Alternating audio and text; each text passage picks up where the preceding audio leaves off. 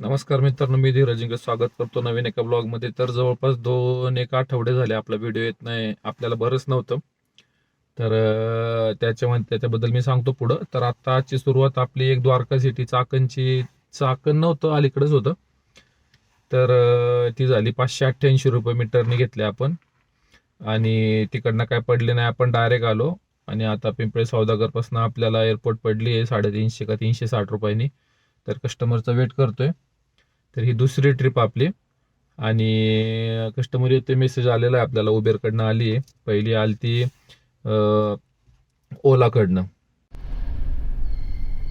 आलोय आपण एअरपोर्टला. 369 कस्टमरचं बिल झालं, आणि आपण आलो बाथरूमला, फ्रेश झालो, आणि लगेचच आपल्याला राईड आली. पिंपरी चिंचवड काहीतरी दाखवलं, बघितलं नाही मी. 23 किलोमीटरला 420 का 30 काहीतरी होते.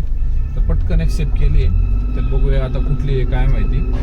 तर कस्टमरला कॉल केलंय ऑलरेडी, उबेरकडनं पडली आपल्याला. आणि ओलाचं पण सुरू केलं होतं, पण ओला काय वाजलं नाही. सो ठीक आहे, आलोय आपण सेकंड फ्लोअरला. बघू आता इथं डायरेक्ट जायला आहे का. डायरेक्ट यांनी तर घातली आहे, हरकत नाही, आपण वरनं फिरून येऊया. तर झालाय आपला ड्रॉप. कस्टमरला सोडले. 549 कस्टमरचं बिल झाले. 424 रुपये आपल्याला दिलेत. तर आता इथनं वाजतं देत, पण लोकेशन बघतोय आळंदी वगैरे, तिकडं नाही जायचं आपल्याला.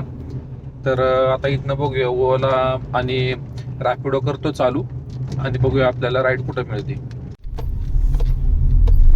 स्टेशनची ट्रिप पडली आपल्याला. इथल्या 2 ट्रिप आपल्या कॅन्सल झाल्या मीटरनुसार, ऐकलं नाही शेवटी कस्टमरनी. तर आताची आपल्याला मीटरनुसार पडली आहे, घेतली करून आपण 300 रुपये. तर निघाले कस्टमरला पिक करायला. बघूया किती वेळ लागेल, एक अर्धा तास लागेल, 35 मिनिट. तर ठीक आहे, ट्रिप झाल्यानंतर करतो अपडेट. आलोय आपण स्टेशनला. कस्टमरला सोडले. 300 रुपये कस्टमरकडनं घेतले. दुसऱ्यासाठी बुक केली होती. ठीक आहे, स्टेशन पासून आपल्याला राईड येत होत्या, भरपूर राईड वाजल्या. बहुतेक ट्रेन आली असावी, आणि गाड्या म्हणाव्या तशा गाड्या नव्हत्या. तर वाकडची ट्रिप कंटिन्यू जात येत होती. तर 1-2 वेळा आली, एक्सेप्ट नाही झाली. तिसऱ्या वेळा शेवटी एक्सेप्ट झाली. तर वाकड ब्रिजच्या क्रॉस करून पलीकडे होती, हॉटेल टिपटॉपच्या मागं. तर 18 किलोमीटर भरत होतं. मीटरने आणले आपण. 378 रुपये कस्टमरचं बिल झाले. कस्टमर बोलले जेवढं दाखवते तेवढं घ्या. म्हटलं नाही, म्हटलं मीटरनुसार काम करतोय, मीटरनुसारच बिल होईल. ठीक आहे, ॲग्री झाले. तर सोडला आपण आत्ता, आणि वळून आलोय, परत निघालोय. तर मागच्या महिन्यामध्ये जवळपास 12 दिवस माझ्या सुट्ट्या झालेल्या आहेत. मला ताप यायचा, जायचा. आजारीपणामुळं सुट्ट्या घ्याव्या लागल्या. घ्यायची इच्छा नव्हती. त्याच्यात झालं असं का, युरिन इन्फेक्शन झालं. कंटिन्यू बाहेरचं खाणं येते असं मला वाटलं, कारण तेच असावं. तर त्याच्यामुळं मग गोळ्यांचा मला असर होत नव्हता, ताप यायचा, जायचा. तर त्याच्यामध्ये डॉक्टरांनी मग मला ब्लड आणि युरिन चेक करायला, त्यामध्ये शुगर आपली शूट झाली होती, 480 पर्यंत गेली होती डायरेक्ट. गोळ्या होत्या, जेवण कमी, ताप यायचा, त्याच्यामुळं डायरेक्ट 480.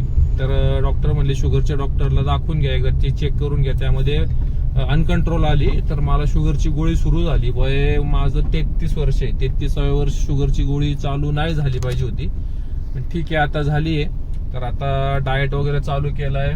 वजन कमी झाले. 6 किलो वजन 1 आठवड्यामध्ये मायनस झाले माझं. ठीक आहे, अजून थोडंसं वजन कमी झालं पाहिजे, तब्येत आहे आपली. तर तरी पण आता बाहेरचं खाणं टोटल बंद केलंय. पोहे वगैरे बंद केले. गोड चहा बंद केलाय. गोड म्हणजे जेवढं अवॉइड करता येईल तेवढं. कारल्याचं रस पितोय कंटिन्यू. सॅलेड 1 प्लेट, मोठी 1 प्लेट डेली असतंय माझं. आता चालू केलंय डाएट.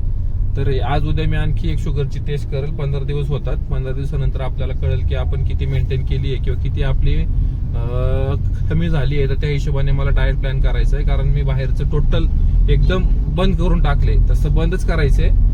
तर पोहे वगैरे पण जे मला आवडतं ते पण बंद केलंय. मसाला तिखट वगैरे टोटल बंद केलंय. तर ठीक आहे, हेल्थ सांभाळून, व्यायाम, एक्सरसाइज करून काम करा, झोप घेऊन काम करा. माझं सगळंच अवॉइड होत होतं. कसं पण डाएट नव्हता, कुठं पण कसं पण काय पण खायचं. तर तेल कुठलं असते, काय असते, ते मला आत्ता कळते, जे मी बाहेर नाश्ता करायचो. तर ठीक आहे, माझ्यासोबत घडले, तुमच्यासोबत घडू नये, त्यासाठी हा व्हिडिओ बनवतोय. तर होईल तेवढं घरचं खावा.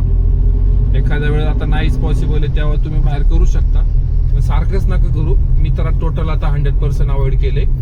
तर फ्रेश, जेवढं फ्रेश खाता येईल तेवढं फ्रेश खाण्याचा प्रयत्न करा. आणि थोडं वर्कआउट डेली झालंच पाहिजे, ऍटलिस्ट वॉकिंग तरी झालं पाहिजे. तर आता मला डॉक्टरने तेच सांगितले, तर त्या हिशोबाने आता आपण डाएट प्लॅन केलाय. तर आज उद्या मी आणखी चेक करणार आहे ब्लड एकदा, ब्लड शुगर लेवल. त्यामध्ये मला कळेल की ऍक्च्युअल माझी किती होती. माझी 480+ शूट झाली होती. गोळ्या औषध वगैरे होत्या, भरपूर गोळ्या चालू झाल्या होत्या. तर जवळपास 12 दिवस सुट्ट्या झाल्यात आपल्या या मागच्या महिन्यामध्ये, काम तर काहीच झालेलं नाहीये. तर ठीक आहे, आज थोडंफार आपण केलं बॅक टू बॅक, जरा बरं वाढत होतं, 2 दिवस झाले. तर ठीक आहे. तर सगळ्यांनी स्वतःची तब्येत सांभाळून सगळ्या गोष्टी करा. काम आयुष्यभराचं आहे, तब्येत आपली नीट सांभाळूनच काम करा. तर ठीक आहे, इथून पुढे आता आपले कंटिन्यू व्हिडिओ येतील. आणि त्या नादामध्ये मला जे शेअर मार्केटचे जे व्हिडिओ क्लासेस वगैरे चालू करायचं होते ते राहिलं साईडला, कारण मलाच बरं नव्हतं. सो त्या गोष्टीकडे माझं लक्षच गेलंच नाही. सो आता बघूया कसा वेळ मिळतो त्या हिशोबाने करून, तसं मग अपडेट देतो.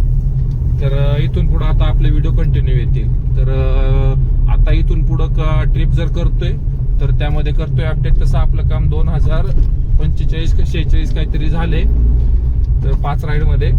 तर आता बघूया, जर मी ट्रिप करतोय तर करतोय अपडेट, नाहीतर मग उद्या भेटूया आपण.